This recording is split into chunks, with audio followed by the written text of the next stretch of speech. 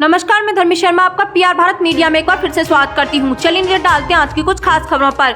सविता सेन नंद समाज द्वारा जननायक कर्पूरी ठाकुर पूर्व मुख्यमंत्री बिहार की 99वीं जयंती कार्यक्रम का भव्य आयोजन AMU रोड टेलीफोन एक्सचेंज के पास पुलिस कंट्रोल रूम के सामने उनकी प्रतिमा के सम्मुख किया गया। कार्यक्रम की अध्यक्षता कर्पूरी ठाकुर मूर्ति संस्थापक सदस्य 99 वर्षीय रेवती प्रसाद ने किया तथा कुशल संचालन दिनेश कुमार राजौरिया व हर्षित प्रधान छर्रा द्वारा किया गया। कार्यक्रम संयोजक राम खिलाड़ी सविता मास्टर हरि किशन ने कार्यक्रम की सभी तैयारियां पूर्ण करते हुए जननायक कर्पूरी ठाकुर के जीवन मूल्यों पर प्रकाश डाला। तो देखिए यहाँ पे जो प्रोग्राम चल रहा है उसके बारे में इनसे जानते हैं कि आखिर ये प्रोग्राम जो उत्साह दिखाया जाता है वो किस चीज़ का है और यहाँ पे किस चीज़ के इनके अंदर जोश है और आखिर किसकी जयंती और कौन से मुख्यमंत्री है इसी पर बात कर लेते हैं। आपका नाम? यहाँ पे जो आप ये मतलब माला बना रहे हैं और आपके जो प्रोग्राम है जिसके लिए इतनी भीड़ लग रही है, तो मैं जानना चाहूँगी कि आपका क्या प्रोग्राम चल रहा है, किस लिए इतना उत्साह और इतनी भीड़? आज ये प्रोग्राम जो है हमारे माननीय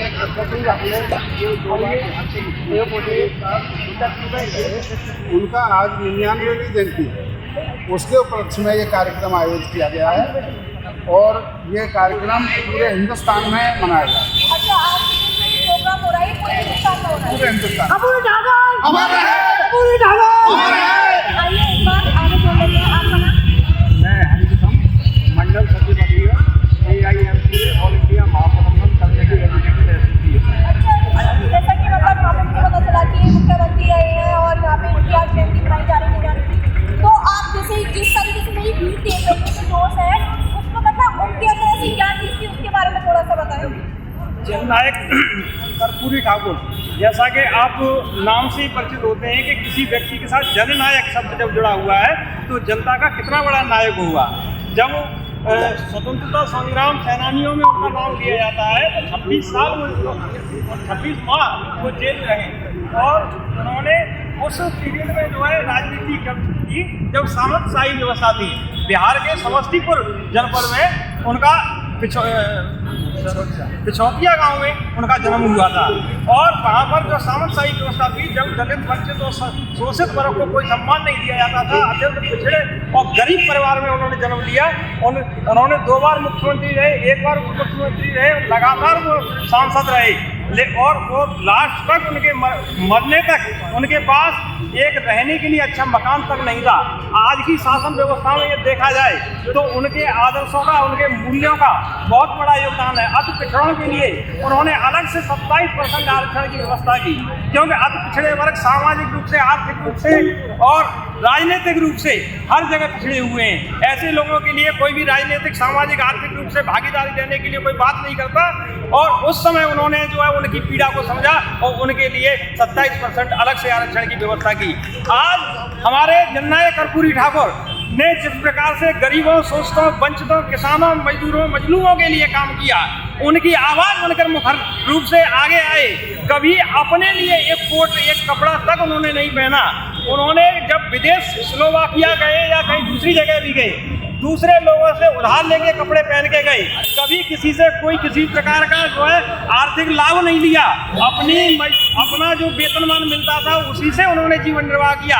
अपने पुत्र रामनाथ ठाकुर को भी बार बार ये चिट्ठी लिखते रहे कि मेरे नाम पर किसी भी प्रकार का कोई चंदा या किसी प्रकार का कोई लाभ मत लेना, इससे मेरी बदनामी होगी। और जननायक कर्पूरी ठाकुर ने शोषितों, वंचितों, किसानों के लिए जो काम किया, आज की राजनीति में उनके मूल्यों का, उनके आदर्शों का, उनके विचारों का बहुत बड़ी जरूरत है। आज छोटे छोटे नेता भी बन जाते हैं तो वो लोग जो है बहुत जल्दी आसमान तक पहुंच जाते हैं, बहुत अधिक धन इकट्ठा कर लेते हैं, बहुत अधिक गाड़ी, बंगला, सब उनके पास व्यवस्थाएं होती हैं। लेकिन उस समय भी उन्होंने एक आदर्श स्थापित किया कि 2 बार मुख्यमंत्री, 1 बार मुख्यमंत्री रहते हुए भी किसी प्रकार की कोई सुविधा वगैरह आज नहीं ली।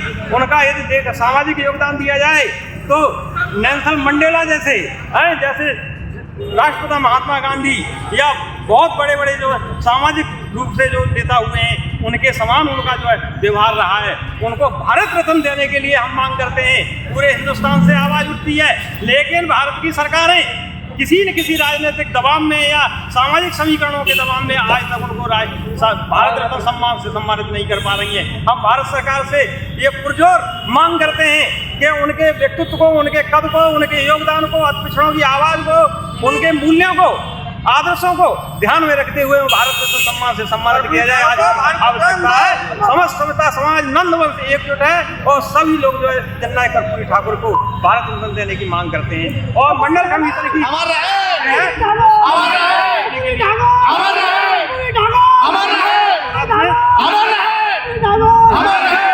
सविता समाज सविता समाज सविता समाज।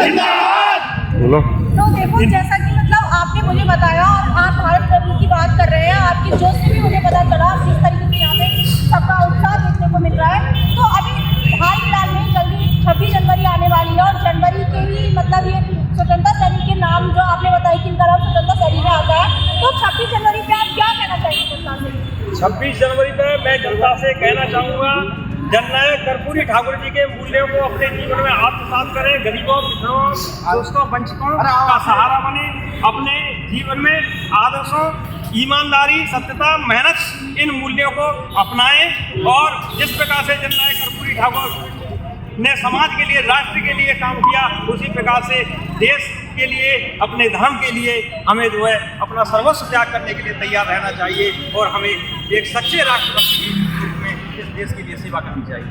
अच्छा, आप क्या कहना चाहेंगे कि मतलब कर्पूरी ठाकुर के लिए इन्होंने इतनी बात कही कि स्वतंत्रता सेनानी के इसमें उनका नाम था और यहाँ पे भारत रत्न की बात करी जाती है उनके लिए, तो आप क्या कहना चाहेंगे उनके लिए? यही कहना चाहते हैं कि बार बार हम यही मांग करते रहते हैं, लेकिन सरकारों ने आज तक उनके पदचिन्हों पर चलने की कोई कोशिश नहीं की है और ना ही भारत रत्न के बारे में विचार किया है और जितना भी होता है शोषण की बात करते आ रहे हैं। आज तक कोई सुधार पर नहीं है। उनका जो कर्पूरी फार्मूला था उसकी भी मांग हुई है कि कर्पूरी फार्मूला लागू होना चाहिए। आज तक उन्होंने हमारे साथ ऐसा कोई न्याय का व्यवहार नहीं किया है, ना ही हमें संसद और लोकसभा तक कोई जाने का रास्ता बनाने की कोशिश की है। हमारा कहना यही है कि जननायक कर्पूरी ठाकुर के नाम से जो हमें झूठा फैलाया जा रहा है कि रोड बनेंगे, ये होगा वो होगा, कुछ नहीं हुआ है। भारत रत्न की मांग करते हुए हम यही कहेंगे कि उनका कर्पूरी फार्मूला लागू किया जाए और भारत रत्न को उनसे सम्मानित किया जाए। कर्पूरी ठाकुर कर्पूरी ठाकुर कर्पूरी ठाकुर जिस तरीके से आपने बात कही, जिसके नाम से आप वो किस तरीके से उनके लिए मांग कर रहे हैं, उनकी जो डिमांडें हैं, उनकी जो मांग है वो यही है कि यहाँ पे उनके लिए भारत रत्न से निभाया जाए और किस तरीके से उन्होंने कहा कि जो रोड के लिए या उनकी चीज़ों काम के लिए जो वादे किए गए वो नहीं किए गए हैं तो उन पर भी अमल करना चाहिए। तो उसी लिए मैं यहाँ पे आइए एक बार और जुड़ लेते हैं। रेखा जी, जैसा कि मैंने यहाँ पे जाना है और देखा है कि आज जननायक जी की ये यहाँ पे जयंती पे इतना ज़्यादा हर्षोल्लास के साथ में ये लोग एक जुनून पैदा करके यहाँ पे उनके लिए मांग कर रहे हैं, तो आप जयंती पर आप क्या कहना चाहेंगे? आप कर्पूरी ठाकुर जी जो थे वो बहुत ही महान व्यक्ति थे। उन्होंने किसानों के मसीहा थे और पिछड़ी जातियों के भी मसीहा थे, वो सबको लेकर काम करते थे। वो बहुत ही महान थे, उन्होंने सभी के लिए काम किया। तो आज आप उनकी जयंती में आए? जी जी। आपका नाम? आपका क्या कहना है? पहले तो मैं उनकी जयंती पर हार्दिक शुभकामनाएं देती हूँ। कर्पूरी ठाकुर बहुत ही महान नेता थे। एक बार मुख्यमंत्री रहे हैं, 2 बार मुख्यमंत्री रहे हैं। उन्होंने गरीबों के लिए किया और वो सबको साथ लेके चले जाते थे। किसानों के लिए भी गरीबों के मसीहा थे और हमेशा वो सबको साथ लेके चले। आज के इस वजह से सारे जितने भी राजनीतिक मंच हैं सभी आज एक जगह पर एकत्रित हुए और उनके विचारों से रूबरू हो रहे हैं और लोगों को कर रहे हैं। आपका क्या कहना है? कैसी है और यहाँ पे इतना ज़्यादा देखने को मिल रही है और जो मतलब लोगों ने अपने अपने विचार करें, आपके क्या विचार हैं?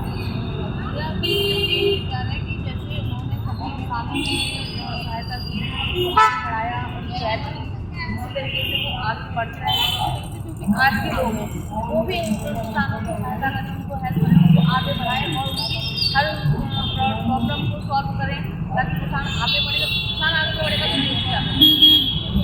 तो देखिए, इन्होंने वही बातें कही है कि जो यहाँ पे जननायक कर्पूरी जी, सबसे पहली बात उन्होंने कहा कि जिसके नाम के आगे जननायक लगा हुआ है, तो आप लोग खुद सोच लिए कि वो इंसान कैसा होगा। उन्होंने देश के लिए, किसानों के हित के लिए और पिछड़े वर्ग के हित के लिए बहुत सारे कार्य किए हैं। तो उन्हीं सब के लिए उन्होंने डिमांड की कि उनको भारत रत्न के साथ में नवाजा जाए।